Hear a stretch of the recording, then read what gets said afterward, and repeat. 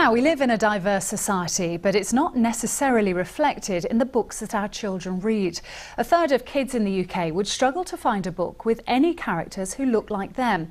But a bookshop in Brixton is tackling the lack of diversity head-on. Tolu Adeoye has the story. There's something very unique about this little children's bookshop in Brixton. There's a clue from the characters on some of the covers. Every single book here reflects an aspect of the UK's diversity.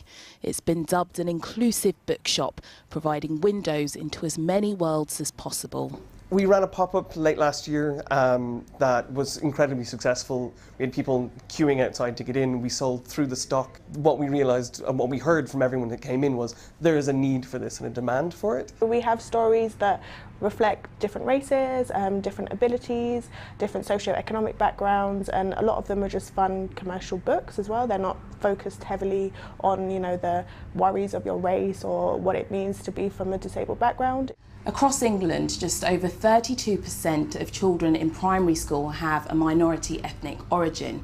But the first UK study into children's literature found that of more than 9,000 children's books published in 2017, only 4% featured any Black, Asian or minority ethnic characters.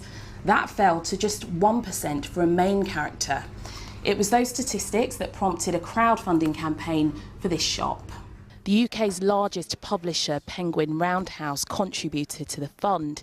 It said it's widely acknowledged that the publishing industry has work to do to ensure books better reflect our society. Chitra's written more than 30 books for children. Dapol's an illustrator. His first is due next month. In normal bookshops, you'll have to go and look for these books, and most often they are not stocked. I think for all children, it'll be great to come and discover stories from everywhere else. Seeing somebody like myself making these books, that's also massively important as well. Growing up, coming up in school, I didn't have anybody to look up to that looked like me to be doing that. So the reaction I get when I go into schools and children see me, it's priceless. So what's the verdict from Annalise and her grandma?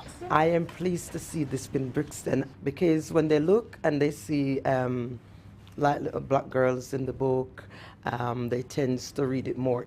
Do you like that book? That's a yes then. Tolu Adeoye, BBC London News. Thank you.